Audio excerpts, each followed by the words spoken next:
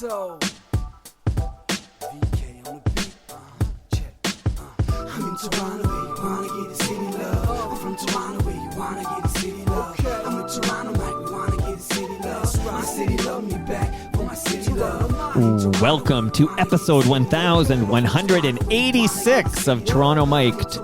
Proudly brought to you by Great Lakes Brewery, a fiercely independent craft brewery who believes in supporting communities, good times, and brewing amazing beer.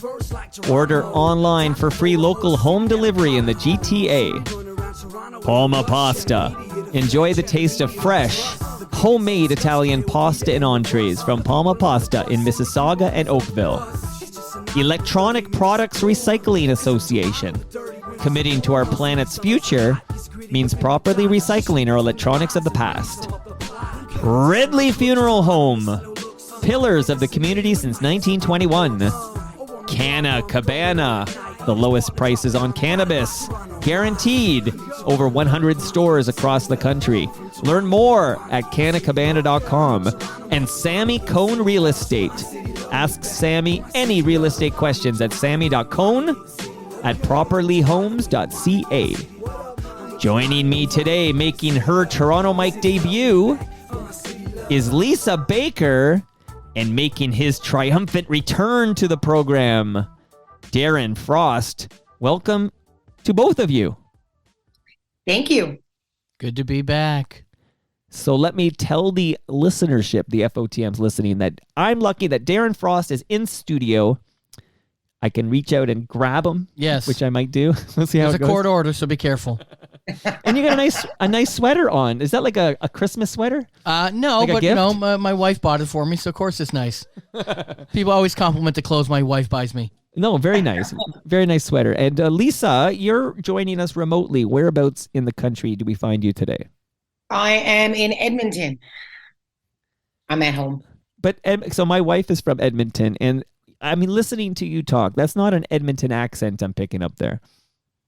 What are you talking about? Well, it's the east side of Edmonton. It's the east side of That's right. Edmonton. I'm originally from the east side of Edmonton, Millwoods area, southeast. So that's when people, my fiance says that when people are like, "Oh, she's got an accent. Where are you from?" And he's like, "Millwoods." Every time he says So whereabouts were you raised, Lisa? St. John, Newfoundland. Shea Heights specifically, but yes, the capital city of Newfoundland is where I was born and raised. I have some screech here from my my friend FOTM Heather Bambrick. Oh yeah, a little tiny bottle. That's perfect for a first aid kit. That's if I need something in my coffee. But okay, Lisa, so what a pleasure to finally connect with you. We had emailed each other because I put you on Humble and Fred's podcast in the past, but Yes, it's awesome to finally get that great Newfoundland voice on the Toronto Mic program. the accent. Yeah. It's a good time. It's a good time. And Darren, last time you were on the program, in case listeners want to go back and get like a little more Darren Frost in their diet. I listened to our episode on the way here. Oh, did you? Yeah, to make sure I don't repeat myself. Oh, you can repeat yourself. Greatest hits, I call it. But Okay. that was episode 1069. Was that on purpose? You wanted Yes. number 6? This is 1169, isn't it? Oh my God, we were a bit early for that. Okay. Oh, actually late. What is it? Oh, it's 1186. We missed it. But That's just, you 17 years after the 69. You came in with Kenny Robinson. Yes. What a a legend, yep. legend, like a living legend. And we talked about your life and times in comedy, your Rank and Vile tour you did with Kenny. Mm-hmm. As I recall, because we talked about lots of the great comics that you worked with, but I remember it started off rocky. Do you remember how it began? Oh, you just re-listened Yeah, to it. of course I remember. Yeah, you brought up Kenny's dead mom. Yeah, you were following the wrong Kenny Robinson. Not Kenny Robinson's mother just had 100th birthday. And you said, "Hey, happy birthday to your mom, Kenny." And there was a silence. There's a silence inside silence. I don't know if your listeners know that. Maybe they do from listening to the show. And there's a silence inside there that it's like, what? And I'm like, oh my God, Kenny's mom's dead. How's your mom doing, Lisa? I don't really have a relationship with my mother. Oh, great start again. Perfect. As far as I know, she's doing well. She's still her and my kids are they're still great together. So yeah, as far as I know, she's doing well. I can't believe every time Darren comes over here, I find a way to Awkward. mess it up in the beginning. But yeah, I did wish Kenny Robinson, I wished his mom a happy 100th birthday. And then it turns out she would have been 100 possibly around there if she hadn't passed away years ago. Yeah, yeah. And yeah, quite an awkward beginning to that conversation. But we got through it, right? We got through it. Okay, now, Lisa, before I press record, we were kind of talking about like words that I mispronounce. What was the word you mentioned, Darren? Succession? No, I said a lot of people, guys say success, so it's almost a hard C followed by a soft C, success. But some people say success.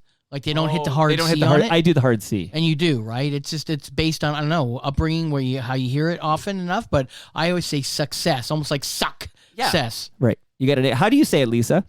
Success. I So, say same the C with the hard C followed by the soft C. Yeah. But Newfoundlanders ever use a soft C? I don't know if I've ever heard a Newfoundlander say success. I think they all say pretty much success. It depends, like the dialect is different depending on, and the accent is very different depending on where you were in the island. You could drive 10 minutes and people sound completely different. It's like Europe. Newfoundland's like Europe in that way. Yeah, well, and apparently it's like that from what I understand, just from followers that are living in the States. It's the same way in like states that have very strong accents. Right. Because the one thing that cracks me up is people who will say, because when I met my fiance, for example, I would say, I love your accent. And he would say, I don't have an accent. And I was like, oh, Albertans are the only people in the world that can speak completely unaffected. And that every single person in the world has an accent. So it just depends on where you are, what you're going to hear. But the other thing with Newfoundland too is that I find there's a group, because I'm from the city and people don't realize I'm from the city because of my accent is strong. And I'm like, yeah, I'm from the city, but I'm not an uppity arsehole like that tried to get rid of the accent because I felt like it made me, sound stupid or something. Right. Like it's just an accent. It's just how I speak. But yeah, success. Anyone who said, if someone said success to me, I would probably spit on them.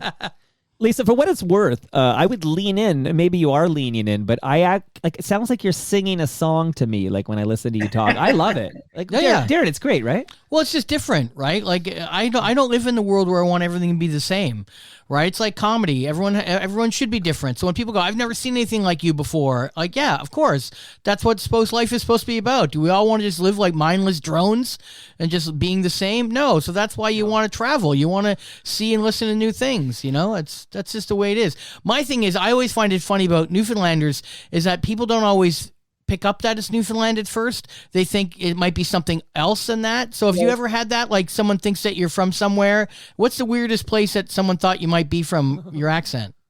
Georgia. Wow. Right. See? Right. Because we'd be forgiven for thinking you were from the Maritimes, right? Like, because it's very similar when you hear a bit of that in like Nova Scotia, etc. Right? Yes, Cape Breton. So Cape Bretoners sound the most like Newfoundlanders out of any East Coasters I've met. It would be Cape Breton. But it's what cracks me up is when people think I'm Irish. Oh yeah. Right? That's what I mean, yeah. But the funny part about it is they'll say, "Oh my God, are you Irish?" And I'll say, "No, I'm from Newfoundland." And suddenly my accent's an issue. It doesn't happen a whole lot, but there are, like, I've worked with maybe a handful of people over the years, the last 10 years, who just did not like Newfoundlanders. And so the Irish accent, they were fine with, but the Newfoundland accent, one person told me it's the result of living on an island where our language didn't evolve because we had no outside influence. Oh, and like I said, Madagascar. I said, well, that applies to every fucking island in the world, asshole. It's like Ireland, Australia, sure. And far as that goes, it really applies to everywhere in the world, because what outside influence did we have before radio? Right. And when did radio come along? Not that fucking long ago. And what did we do when our language started to evolve? Oh, we came up with words like fleek and bay and shit, and tried to make irregardless a thing. That's what we did. Is that you guys? Lisa, so Lisa, Darren's already an FOTM. That means friend of Toronto Mike. Here he is, a savvy veteran making his second appearance. And Darren, did you get a lasagna last time? I you were did, on? yes, and we ate it. It was delicious. So the Frost family enjoyed the Palma pasta lasagna. So Lisa, I feel bad that I'm not able to hand you a frozen lasagna from Palma Pasta, but should I ever have the pleasure of meeting you? Oh, no, but listen. She's going to come and live with me for the 2 weeks while we're touring, and we're going to eat the Palma Pasta. Yeah.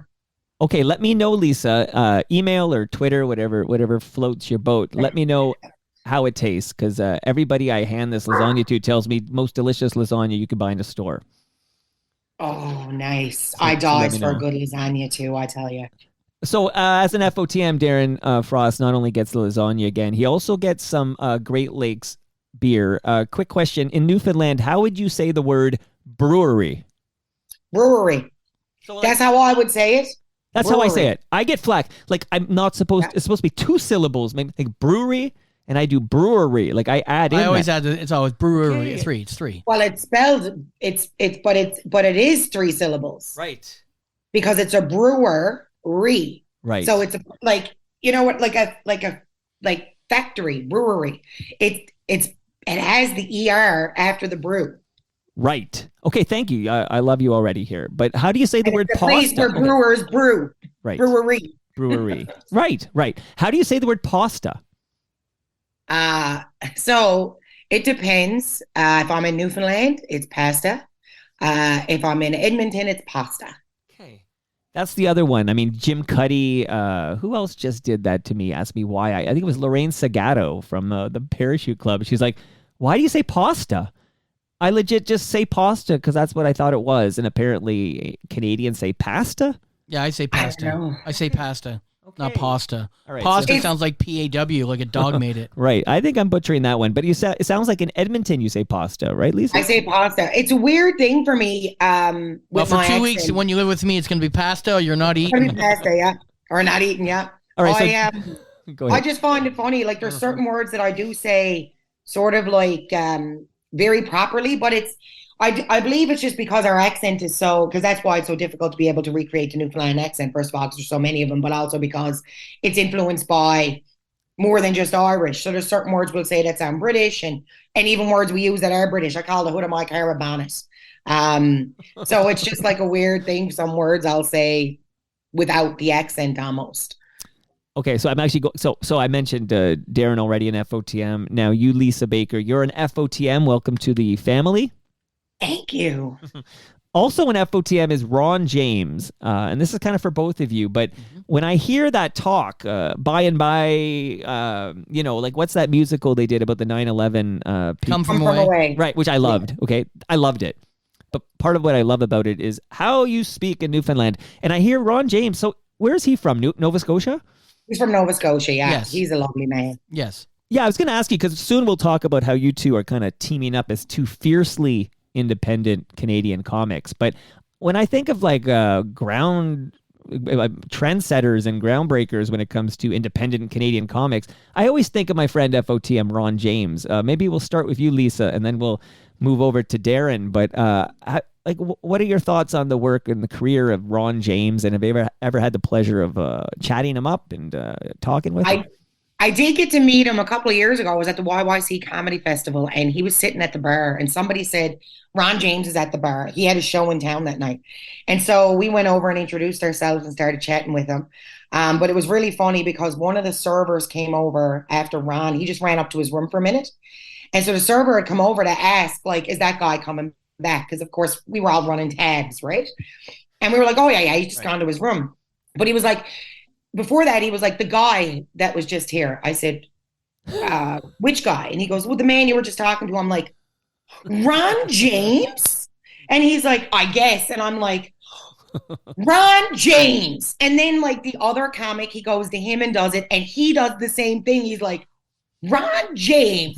And I look at and the guy goes, I don't know. I go, oh, I can just imagine if freaking Rush walked in right now, you'd be like, or the Hip, like, yeah, I guess. Or April Wine. Right, April Wine. But a trooper. But it blew my mind.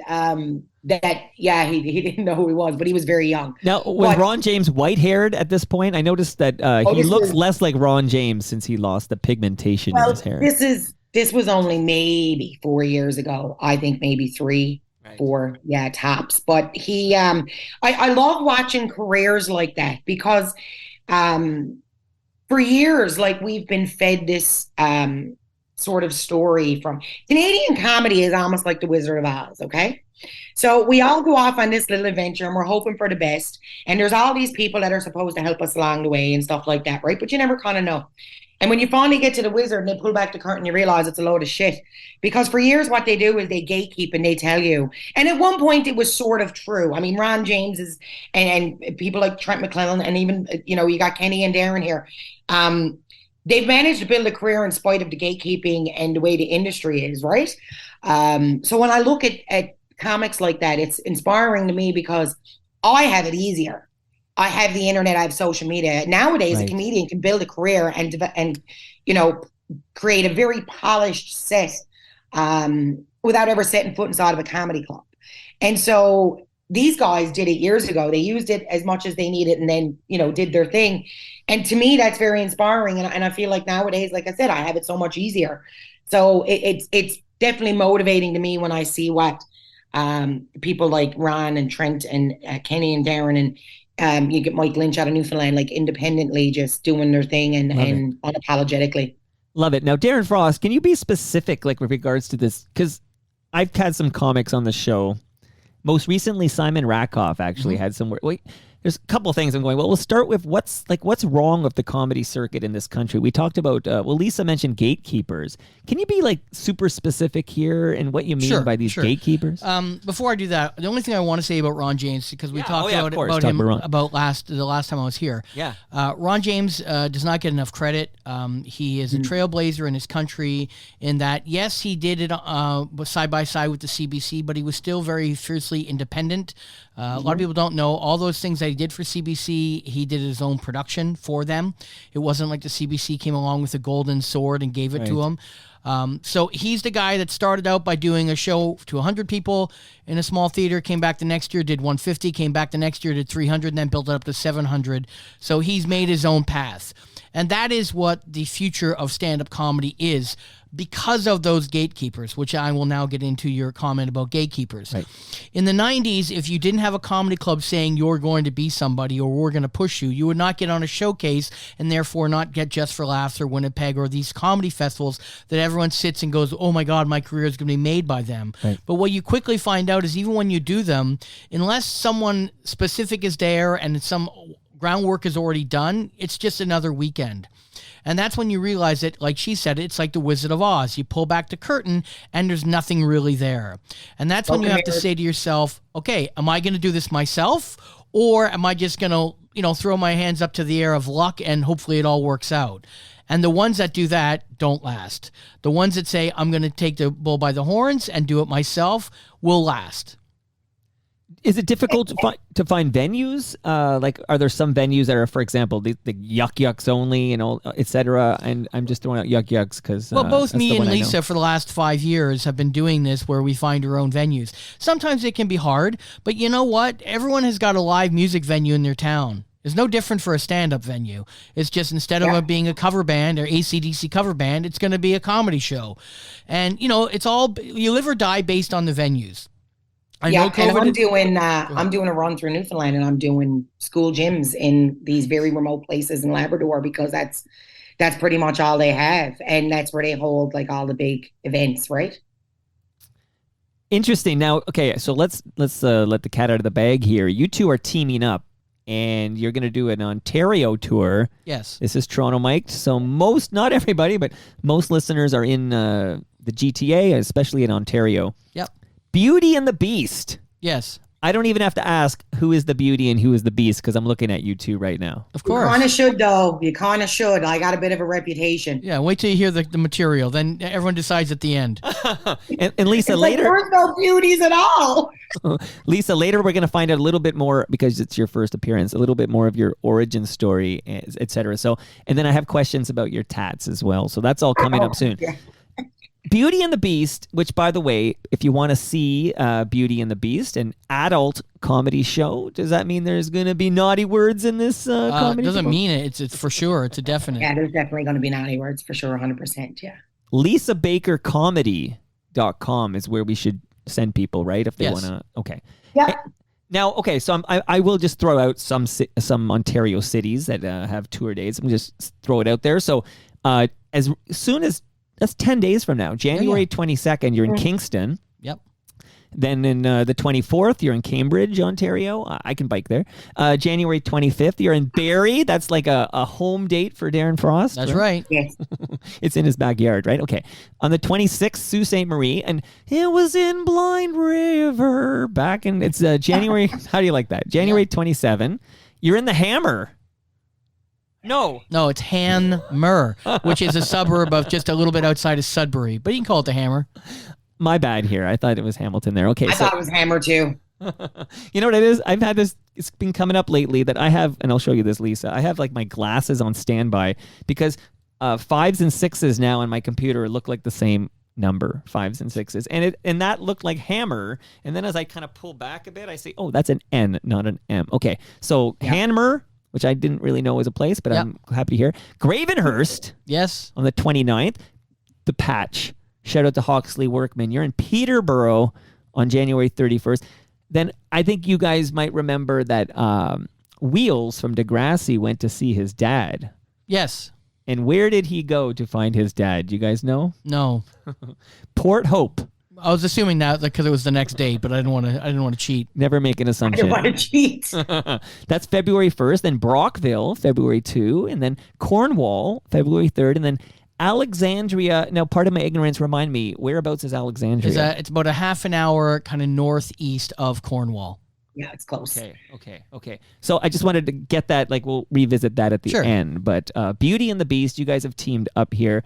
But back to this, like I've heard this from others whereby you have to sort of, back in the day at least, you had to align yourself with, like, let's use Yuk-Yuks as an example because it's kind of the big one people know, right? Sure. So, and Mark Breslin's been on the show and we kind of learned the origin story of Yuk-Yuks and stuff. But like that Yuk-Yuks would be a gatekeeper. Yes, they are a gatekeeper. They're an agent. They're an agent. The Yuk-Yuk's origin story, and then we'd have Breslin played by whoever plays the Joker, because that's pretty much it's. Yeah, I don't know if you want to cut that out. I know. I cut it out. I want you to elaborate. I'm an asshole. I don't give a shit anymore. I want you to elaborate, Lisa, because this is Toronto Mike, so we need the real talk here. Let's hear it, because later I'm going to ask you about something Simon Ratkoff brought up with me recently. But tell me, like, get it to me straight, doctor. I can take it. Like, how is Yuk-Yuk's difficult for comics like yourself? The problem, because there's a lot of times people will say to me, like, come to our town, there's a Yucks here. And there are a couple of Yucks clubs that I use, and it's because I've built a relationship with those, either the management or the owners, either or, to a point where, we have a great working relationship. The problem with Yucks is that there's no consistency and there's no transparency. So, like, we're expected to not work for anyone, because I was signed with them for 13 years up until April passed, and I left. And it was because there was no wiggle room, there was no negotiating. And I can understand when why comics who reach a certain level leave, because there's no give with them. They don't care, right? They don't care about the integrity of the show either, like head office, because they'll kind of put anyone on. And so there was times I would be sitting home on a Saturday night before my career really took off, and I'd look at the lineup at Yucks clubs, because you can see them all over the country. And the amount of times I would see comedians on there, like 3 comedians on one weekend, and none of them are on the roster. So I'm like, so let me get this straight. I can't work for anyone but you, because I signed a contract saying, which is not worth the paper it's written on, by the way. But I'm not supposed to work. I'm supposed to be loyal to you, but you can hire people that are not signed, give them, and I'm fine with them getting work, but let me do whatever I want. Right. If that's the case. So that would make me angry. The other thing was when you get a corporate gig. So a company would approach Yucks, we want to hire a comic. I would get my contract from Yucks. It would say what I was making, but I never knew what the client was paying. Wow. And it's come out since that there's a new agent with them the last few years. His name is Alex Ross. And it's come out that comics have actually been like doing shows. I know one comic was doing a show, and let's say he was doing 3 shows or 2 shows at $500 each. And they added another show, and now he was only getting something like 200. And he was like, why am I only getting 200 for extra for that other show? And the person running the venue who booked him and paid head office was like, oh no, we paid the same for each show. The agent was taking a bigger cut. And there's no like transparency. No. And even just when I approached one of the clubs, Halifax Yucks actually, which is run by Francois Weber, who is a comedian, and also the agent. Oh, that's another thing. Having comedians as agents, poaching gigs as they're coming in, fuck off. And so then they have Francois on the East Coast in Halifax, and I tried to do a door deal there like I was doing in the rest of the country. And they do give door deals at that club to other comics, not rostered. And so I asked, and I was told, well, he wasn't aware of my ability. And I'm like, really got your finger on the pulse of Canadian comedy. Hey, Francois, I just did 2 fucking cross Canada tours, multiple sold out shows that I produced myself. But yeah, no, buddy, clearly you know what you're doing. Like, you know, and so that was it for me. Then I was like, okay, bye. But that's why people leave, because of this shit. But Lisa, okay, I'm a big Pearl Jam fan, and I remember they went to like courts. There's a issue of Ticketmaster having this monopoly, and it became apparent very quickly how, like, pretty much if you're that big a band, how impossible it is to tour North America without, you know, Ticketmaster venues. So is it? So I know you mentioned school gyms, and you'll find venues to keep it fiercely independent, but is that a must limit? Does it at all limit your earning potential? No, because I take the door everywhere I go. So, and then by doing this, so like, for example, one of the gyms I'm renting is $50 to rent it. Another one is $25 an hour. That's a negligible expense. Right. There's I spend more on friggin' coffee, you know what I mean? And then we have, because I don't like to use the big government. I'll use a theater as long as it's locally owned, like by the community or the town or whatever, right, or by, you know, someone in the community. And the rental rate isn't insane. And I do prefer smaller theaters. Stand-up comedy it's not a theater art. It's intimate. It needs to be more intimate. So give me numbers. Like, what's an ideal like number for like a head count for a Lisa Baker comedy? Well, I'm doing like $29.50 a ticket. So once you get rid of the fees and taxes and stuff. So say you're like getting like $25 a ticket. I sell 100 tickets. I'm taking the door, and I'm doing this like when I'm in it. I'm doing this 6 to 7 nights a week on a run. So if I'm in Alberta, I'll do Thursday, Friday, Saturday. But like when I'm on the road, I'm doing this every night. And so ideally for me, even 50 is profitable. Right. But there's places I'll go where we'll sell 200 tickets. Yeah, the model is based on if 50 people, like we're going Tuesday to Sunday. The model is 50 people because that's, on a Tuesday, Wednesday night, not the easiest time to get people out. So, yeah, maybe you only get 50 people, but on a Friday, Saturday, you'll get 100, 200. So the model is based on, I also agree, I don't want anything more than 200 to 300 people at a comedy show. Yeah. That's my personal opinion. You want to go see Kevin Hart in arena, great. It's not the same thing. You want to go see Russell Peters in a Thunderdome, that's great. You're not my fan. You're not my comedy fan. I want to see 200 people jammed in somewhere there for my kind of comedy. And that's niche. It's just niche marketing. And that's all it is. And also too, I do prefer using I'll go to pubs, breweries and stuff like that. And I like to use locally owned and operated businesses because it keeps money in the community. It contributes to that local economy. Right. And I just feel like it's more in line with who I am as a person. And I'm taking the door. So like Darren said, if you're doing, 1 to 200 on the weekends, or more, but you're doing I would rather sell the 50 tickets, make a couple of $100, few $100 after expenses, than have a dead night, make nothing. Oh my God. I love what you're saying. It's, we cut from the same cloth here. So the brewery I've been working with for years, I have events there. Darren's leaving with some fresh craft beer. Hopefully there's some left over when you get there, Lisa, but they're fiercely independent, family-run business. They're not most owned breweries by microbreweries. Yes, and they haven't been gobbled up. They haven't taken the Brinks truck money that shows up in the driveway from InBev, which is fancy word for Labatt's or Coors, Molson Coors, et cetera, et cetera. But they have a big room in the back where it would fit, I think, 50 people for a Beauty and the Beast show. Yeah. And you guys take the door, like you said, and then they sell a lot of beer, and a lot of people come out to their venue and discover it. Like, this model makes so much sense for everybody, and there's no big, conglomerate and there No. to... The thing And is, we call the shots. yeah, I mean, it's easy to knock the comedy club model, but it worked in the 80s and the 90s. And before there was social media and the ability to harness this energy yourself, you were kind of stuck. Now you don't have to rely on these gatekeepers anymore. Right. No. If you want to work with them on the odd gig, fine. You take the money and that's it. But, I've always been upfront with everybody I work with. I'm very honest. I don't lie to venues. I don't lie to anyone. It's my career, and we're not the first people to do this kind of thing. Like I said, Ron James did this, 20 years ago on a different situation. Now we have the internet. Now we have TikTok. I mean, Lisa, we just talked about this yesterday. There's a guy named Mike Lynch.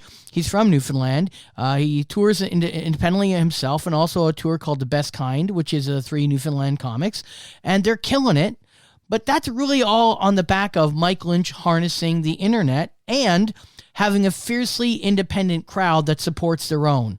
So the thing about Newfoundlanders are they support their own. So when you have those two things that can merge together, the harness of the internet and a fiercely product and population that wants to support it, it's a win-win. Why would you give that to comedy clubs? Right. But at the end of the day, this whole model of yours falls apart if you two aren't fucking funny. Like, you have to be funny. 100%. I mean, that's the other thing. Like, Russell Peters, everyone thinks was an overnight success. Russell was in the trenches almost 15 to 17 years before he popped. He was ready for it. He could go. There's lots of people who have like millions of followers on TikTok. They'll book a club in the States and suck. And guess what? The crowd still doesn't care because they still get a picture with that person and they go, look, on Monday morning at work, I got my picture beside Fred the Frog. That's what's more important to them. That's the world we live in. The fact that Lisa has an act and she's a headliner is just gravy to whoever she pulls in, because that means repeat business, which means, once again, you can go back. Right. Yeah, because you could not be funny and do one run. Right. Yes. But you won't get a second run. It's the Screech effect, I call it. Screech from, Dustin Diamond. Yeah. He'd play a club once and he would pack the place, but coming back a second time, it'd have to be a couple years because people remember how much he wasn't that good. Well, since you mentioned Dustin Diamond, I need to shout out Ridley Funeral Home. Yes. And I have a gift for Darren here. Again, you're going to have to share this with Lisa when she's staying at your place. Sure. But you never know, Darren, when you need... Did you get one of these last time? Yes, I still have Oh, it. you did? Yeah, okay. yeah. Did I give you a flashlight last time? No. Okay, you know what? Lisa, look, I'm going to call an audible here in the line of scrimmage. Let's see here. I'll Okay. take the flashlight, yeah. Darren Frost, I present to you from Ridley Funeral Home, pillars of this community since 1921, a flashlight to keep Thank you safe, buddy. And I'll use this on stage. If anyone heckles, I'll just point the light right at them. Right, and tell them Brad Jones from Ridley Funeral Home will be there for If you a don't pickup. stop this, you're going to need Ridley Funeral Homes. Lisa, Yes. do you smoke weed, Lisa Baker? I do indeed. All right, I'm flipping screens here. So I'm shouting out Canna Cabana. They have over 140 locations across the country, and they will not be undersold on cannabis or cannabis accessories. They're great people. I was having a chat with Andy there. We're going to do an episode on edibles in like about a month. But now I'm looking at you. Is it, again, I see you. No one else can see you, unfortunately. But you have, how many tattoos do you have approximately? I think 12. Okay, are they all on the left side? Like, did you just say I'm going to focus? No. So I have some back here on my shoulders. They're very tiny. Those will be covered up. They're just byproducts of a misfit. Starter tattoos. They're not good. Well, one is a ladybug and it's not good, but the other one is the Playboy bunny, the universal symbol. Oh my God, of course. I know the Playboy bunny. Yeah. Do you know how old I am, Lisa? Yeah. But so I'm trying to figure out what to cover it up with. I keep thinking, because I'm getting married in June, so I keep thinking maybe I'll just get like a veil, like, or something tattooed onto the bunny, just to show like I used to be a hoe, but now I'm a house.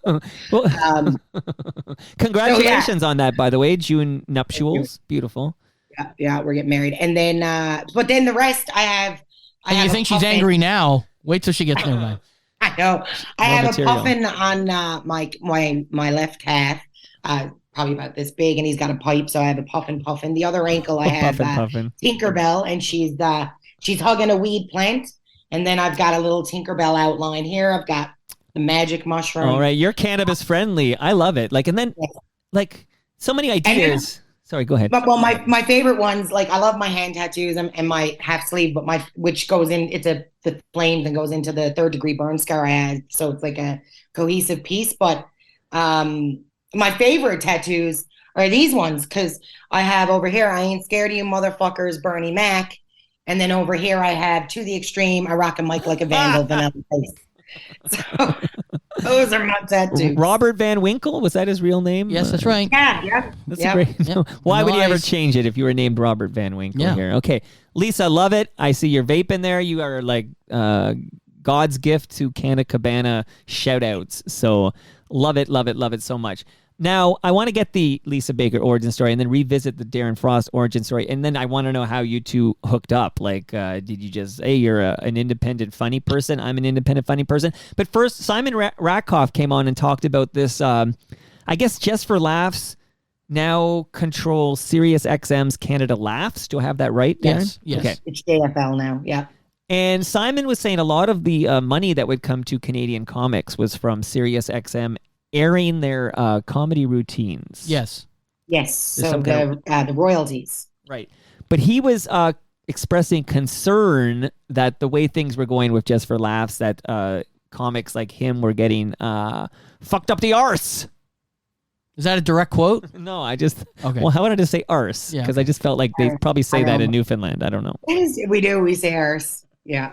Like, can you two, I mean, again, if you got to, if you want to tap out on this one, and I respect that, but do you have anything to add to this? I'm trying to understand what Just for Laughs is doing to disrespect our Canadian comics who need to make a living.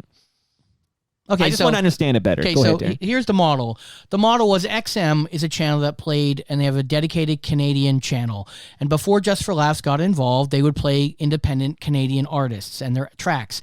And we get paid for that. Right. And on the side of payment, there's 2 payments. I don't want to get too technical for your listeners, but there's an ownership, a master, and then a performance fee. Those are identical payments, and they're equal. Okay. So if you own your own masters like I do, I would get 2 payments for every time they play one of my tracks. Gotcha.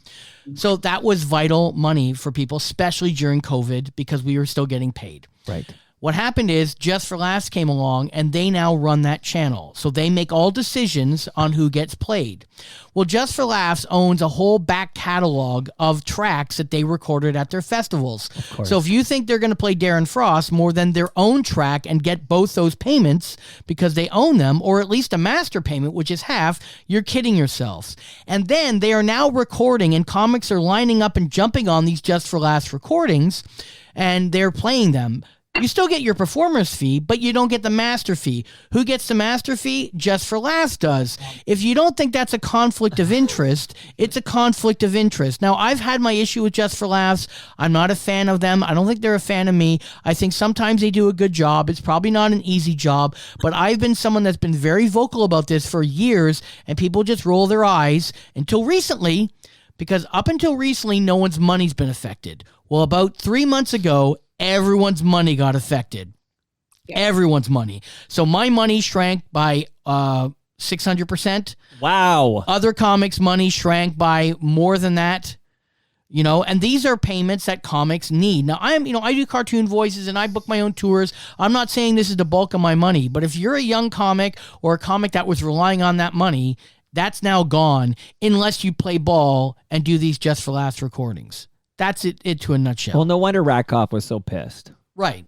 And I can tell you, this is because I know when my mic is on and when it's off. I can tell you that I've had conversations with Brad Wheeler at the Globe about shining a light on this. To me, this is a bigger story, and it should be. I've been screaming about it for like 5-10 years.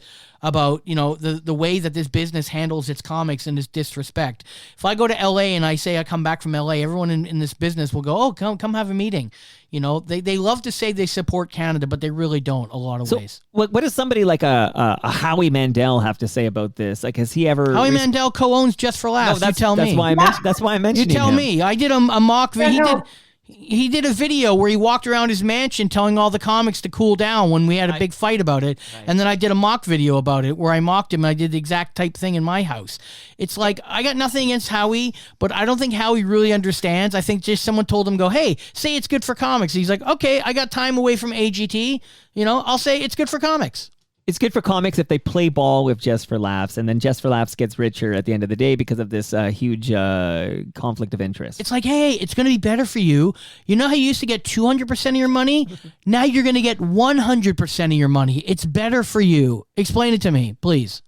Darren, I haven't been this angry since I found out that they wanted to put a private spa on Ontario Place land. That's how angry I am. Yeah, and I've been angry for a long time. Like I said, I don't think they're horrible people. They're business. They're a business.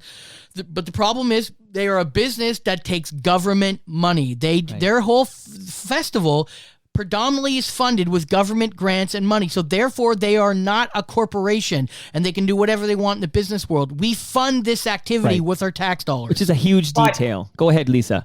Well, the other side of that too is that, which kind of bugs me, is a lot of times, these in the industry, festivals, comedy clubs, they have this mentality of like, you need us more than we need you. But the thing is, if every Canadian comedian was to say, because when talking about when JFL took over Canada Laughs, back in 2019 when that happened, no one was really notified about it. And then one of the comics put it up, hey, this is what they're doing. And so we were about to do a showcase for JFL. So I immediately replied because to the emails again and said, hey, in light of recent events, it just wouldn't be ethical for me to do this showcase. Because my attitude was, at the time, I didn't have a dog in the fight. I have 2 albums now, but I had no albums at the time, but it was in the future. But these were my colleagues. These were people that had helped me over the years, had helped me become the comic I was. And this was their ability to, feed their families or themselves or whatever. And so I just thought, I was like, you know what, I'm just not going to do it. And then a bunch of us in Edmonton were like, yep, we're not doing it. And then it started to a ripple effect. And so they started bringing back more of our content because and the younger comics, I just wanted to grab them and shake them because they kept saying, well, you don't want to shoot my shot. And I'm like, listen, you fucking moron. Like and I never realized how much of a business sense I had. But I realized like very quickly, because you just follow the fucking numbers here. If they're surviving, if that festival runs on grants and they need to have a certain amount of Canadian content to get those grants, right? But the Canadian content isn't willing to cooperate. Like we're like, nope, we're not doing it. We're not doing it. The festival would be done. They would have to shut it down. There's no ifs, unless they can find somebody to throw money at it, it's not going to happen. So we have so much power we don't realize, and we're still terrified of all of these people. And so just trying to explain that, we do have the power to be able to, kind of keep them in line. But the problem with comedians is it's like herding kittens. It's like anything else. Somebody could tell you, I want you to drive 5 hours and do this gig for $100. And any sensible comedian would say, no, I'm not, buddy, I'm not starting up the car for that money, And meanwhile, there's a comic that will do it. And that's the problem. That's the problem with the industry. Like Darren said, they're lining up to do these recordings when they should not be doing these recordings. Wow. And I appreciate you guys talking about this because, if you're in I'm thinking of like Humble Howard, right? Like he's kind of into the scene and keeping track because he was a comic and he still kind of dips his toes in that water. But for the average Jane and Joe, it's really like this is a chance to kind of find out. How is it possible? Sorry to cut you off. No, go ahead. That this festival, and I'm killing my own career in a way here, but I'll survive. I'm like a cockroach in a nuclear war. But how does it work that we give our tax dollars to something and they don't have to justify how they spend their money? No. Like, why is there not like if they get $10 million of tax grants and all that, why can't 5% have to go in the pockets of Canadian performers? Even 5%. There should be a measurable way that if you get tax dollars or any kind of grants, has to be spent for Canadian entertainment. I get it. The business works on having Kevin Hart show up or Louis C.K. show up, and that sells tickets. I get that. Right. But you know what? That should fund the idea that, okay, you know, this also funds the ability for these Canadians to be seen on the same stage, and they're paid accordingly. So It other doesn't make than sense. these young comics like refusing to play ball, like hearing you talk there, Lisa, like how do we fix this? Like give me some. I mean, we need to shine a light on this with like some help from people like the Brad Wheelers of the world, etc. But how like what is it? Is it a federal government thing? Like how do we make this right? Like how do we find justice here? Well, I mean, unless we start asking that, you know, I guess for some kind of accountability, some kind of, you know, paper trail evidence of, you know, how money is spent or whatever. But outside of that, I mean, you're never going to be able to get the comedians to cooperate. You're never going to get them on board. You know, but comedians do very quickly realize that the credit doesn't mean anything. The credit doesn't do anything for them. That's the worst part of it all. It is. It's a letdown for them. So when you say it doesn't pay the rent, like what are we talking about? It doesn't like they're not going to be the next Jim Carrey because of it. Like what? Well, does here it I'll mean? give you an example, Go ahead. and I made this public years ago when we were all fighting XM and JFL. In 2005, I did a Just for Laughs Nasty show, which is the #1 show at the festival. It's 15 shows. Let's do the math together. 15 shows at $50 a head, okay, and a venue that holds 750 people, okay. That's over $500,000 at the door. Okay, that's before we talk about government grant money. Right. I got paid $100 per set. I Wow. got paid $1,500 total Canadian, and I had to pay my agent their fee outside of that Right. to do those 15 shows. 15 shows, $100 each. All they could have said is, look, Darren, you're a comic, you're worth, I'll give you $500. That's still nothing compared to what they brought in the door Right. before we talks about tax money and all that stuff. That's not fair money. But what they're saying is, hey, for 4 days, you're making $1,500. The average Joe, it's not about that. It's about your worth and what you deserve. Wow. Yeah. Well, no wonder you like. And then they go, why are you talk. so angry, Darren? You know, like you're just an angry comic. That's what they'll say. That's what anyone will say. Wow. I'm just an angry comic. I'm bitter, blah, blah, blah. I'm not really that bitter anymore because I've made my own path. Right. You can't take away my accomplishments, and you can't take away Lisa's accomplishments. I'm not saying tomorrow I wouldn't work with someone, but unless the thing corrects itself and they start doing a better job, I'm not going to. Well, this explains why you two have teamed up here in this fiercely independent enterprise, Beauty and the Beast, an adult comedy show. And I mentioned, like, you can go to Lisa Baker Comedy, spelled like it sounds. Unlike when I tell people if they have a real estate question, they can write sammy.cone Right. at properlyhomes.ca. Don't email me your real estate question. Darren's in Barrie, so yeah, but Sammy's Cohn, I always have to tell people Cohn is Kohn because people default to like David Cohn and the Coneheads, but it's Kohn. So Sam, that is true. You can email right now, and he's also the drummer for the Watchmen. So if you have any questions about drumming, the Watchmen are a great band. That's sammy.cohn at properlyhomes.ca. But LisaBakerComedy.com is where you go to get the tickets for Beauty and the Beast. Again, it starts January 22nd in Kingston. It winds down in February 4th in Alexandria, Yes. Ontario. How did you two meet, and how did you two become business partners? We met in Newfoundland when Darren came to work when there was a Yucks in St. John's, and Darren came to do a show. How long I met ago? him in oh God, Jesus, 15 years ago? Okay. had to be like it's been a minute, yeah. And How long? When did you start, Lisa? I've been doing it I don't know, 16, 17 years. Yeah, so but roughly within the first year of you starting, I met you. Yeah. Oh, yeah. I had just gotten signed. Okay, so let's do this, Lisa. We're going to tell the story of you two as we tell your origin Yes. story. So, like, Perfect. yeah, like, what? You just realized you're fucking funny and you should be doing this? Like, tell me what made you decide to get on stage and be so fearless with the stand-up. There was a guy in Newfoundland who was trying to start, at the time, I had no idea what it would be called, but now I know it was a booking agency and he was just looking for comedians. And so it was in the newspaper. That's how long ago it was.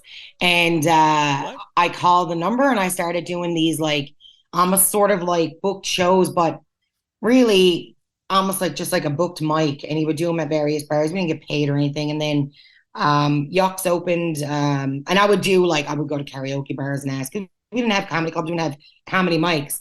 So I would go to karaoke clubs and ask for time. And then eventually I just, I ended up, when the club opened, going there and they used to have this comedy competition at Yuck's, Great Canadian Laugh Off. And I did the local Laugh Off, came top 3, and then I got signed.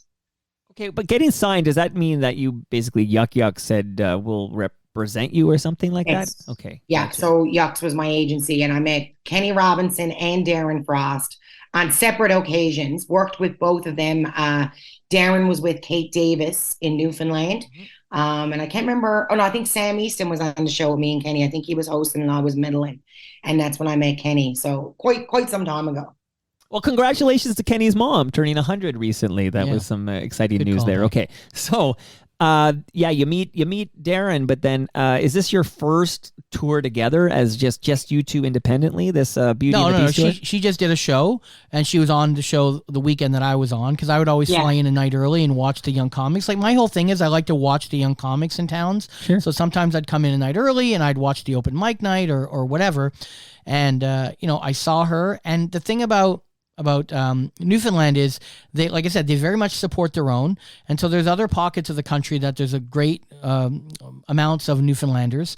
So then they all started kind of going to these pockets, either individually or in groups, and doing shows on the island. And she started to pick up her pace and doing shows at the club. And then she made a very smart decision. I mean, I've never talked to her about this. The problem is when you're in a small pond, you can be great in a small pond. But if you want to know if you're really going to be able to be good, you have to leave the small pond and become good outside the pond. You can always go back to the pond. And that's what she did. She went to Alberta. Okay. Yeah. Love it. And did you ever ask Darren if he could get you a voiceover role on Total Dramarama? No. I have no pull. No pull at all. No pull in here. Okay. So this, like, can you get maybe into the weeds here? I'm just trying to understand. Do you guys just simply say, hey, let's, like, I know that last time Darren was here, he was doing an independent thing with Kenny Robinson, but is it just simply like you two are like, hey, let's do something together? Like, this would be something we could tackle as a team here?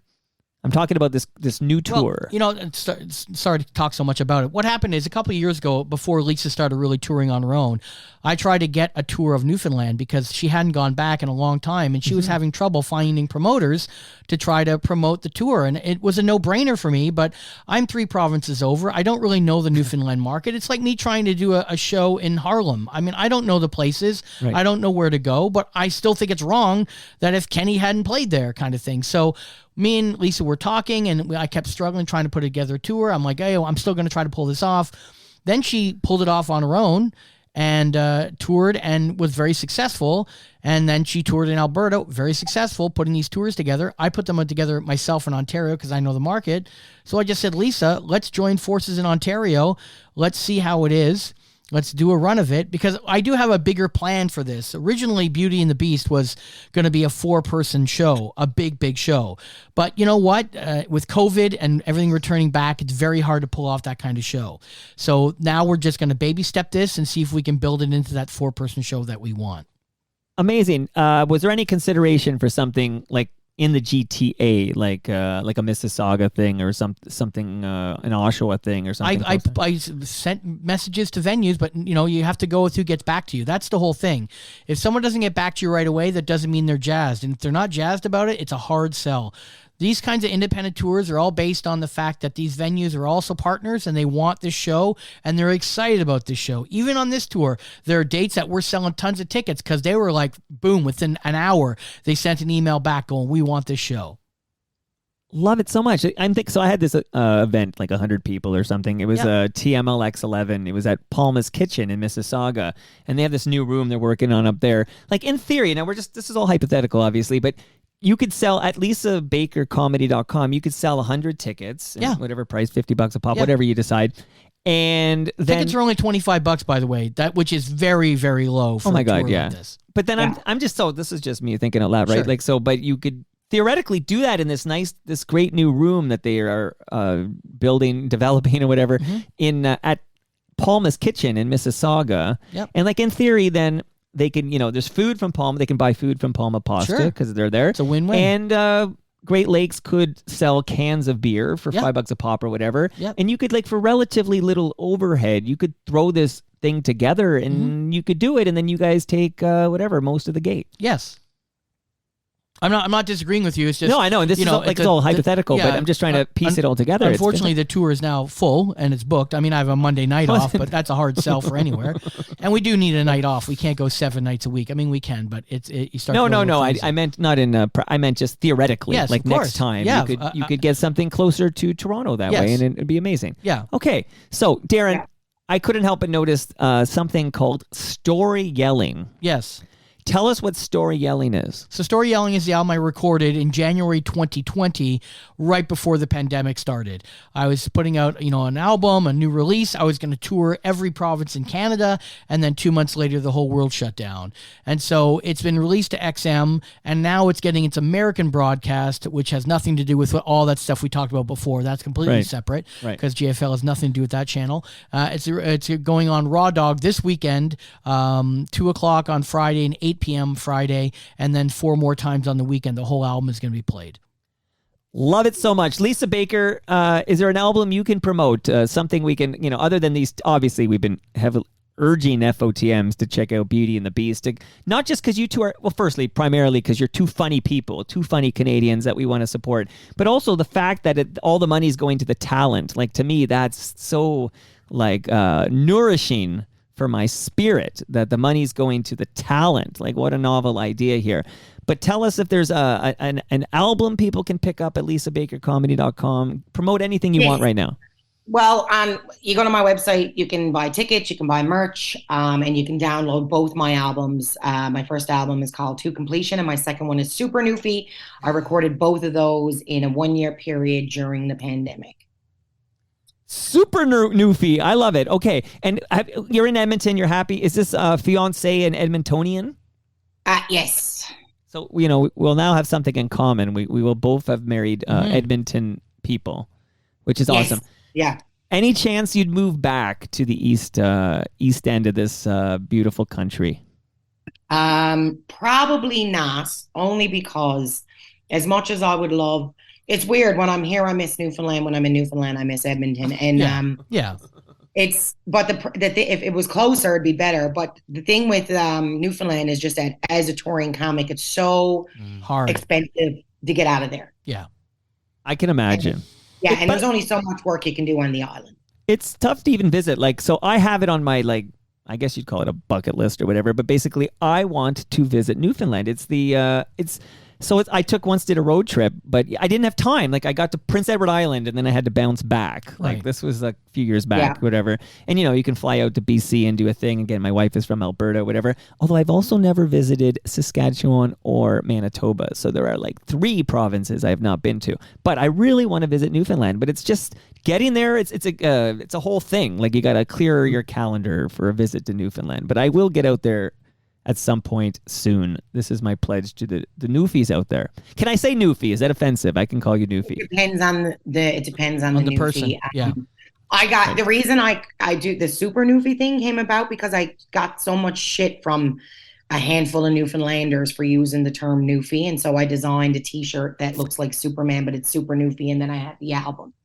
I can see it would be something where you can use the word and I can't. It's like, Oh, no, they don't care. Oh, okay. It's worse if you're a mainlander, but they'll say it to us too, right? Yeah, they're burnt out. Well, like Watley converted for the jokes, right, on Seinfeld. So it's the same kind of spirit here. Okay, so Darren, Lisa, this is your last chance. I don't want Darren driving back to Barrie and thinking, oh shit, I wanted to say this or I wanted to mention that and I forgot. So this is your opportunity before I play a little Lois at the Low and play us out. And Lisa, don't disappear from the Zoom because I want to get a screen cap of you so I can promote it with a picture of you and not just a picture of Darren by the tree out front. But this is your opportunity. I will recede into the background. Anything. And if I hear nothing, I'll just play the music. Let me go first. So all I say is anyone who wants to come to the show, go to TikTok, follow Lisa Baker, watch her videos, okay? Then go to YouTube, watch some of my stand-up and some of Lisa's stand-up. And then if you have any friends in these towns, let them know about it. This is an independent tour. We're using independent means to get the word out and support Canadian comedy. Even if you don't go see us, go see independent Canadian comedy. Sales pitch over.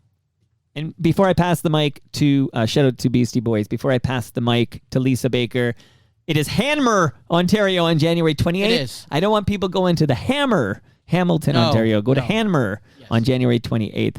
Lisa, what say you? Just the same as Darren. Like, just, check us out on social media. We're both hilarious. And it's going to be a great show, very balanced. And kind of like a wild card. So I think people should kind of come out because it's so much better live than if you enjoy what you see online, it's a million times better in person. Love it, Lisa. Thanks so much for your time and making your Toronto Mike debut. Maybe next time, if you're ever in the GTA, I'll get you down here into the basement. That would be a thrill. But it's been wonderful connecting with you and making you an FOTM. Thanks for having me. And Darren, good to see you again, buddy. ComedyWhore.com, and always a pleasure. ComedyWhore.com. Love the hat. We'll get that in the photo we're about to take. But, it's an open door for you. And I hope Kenny's not still mad at me for the mother thing. That was an innocent mistake. But shout out to Kenny Robinson, one of the legends. Love that guy. And that brings us to the end of our 1,186th show. You can follow me on Twitter. I'm at Toronto Mike. Now, here's how you follow my guest today. Lisa is at Lisa Baker Comedy on Twitter. And is it Comedy Whore? What is it again? Yes, ComedyWhore.com or DarrenFrost.com. DarrenFrost.com. Our friends at Great Lakes Brewery or at Great Lakes Beer. That's right, I said brewery. Palma Pasta. Is that Palma Pasta? Or if you're Darren, it's Palma Pasta. Yes. Recycle My Electronics are at EPRA_Canada. More about them soon, but you can go to recyclemyelectronics.ca and find out where you can drop off your tech that you no longer need. You can recycle it safely and properly. Ridley Funeral Home are at Ridley FH. Canna Cabana are at Canna Cabana _. And Sammy Cohn Real Estate is at Sammy Cohn, KOHN. Lisa, don't go anywhere. I want to get that screen cap. And I'll see you all tomorrow when Richard Griffin, formerly of the Toronto Star and Toronto Blue Jays, makes his Toronto Mike debut with a very special co-host in studio, Mark Hebscher from Hebsy on Sports. See you all then.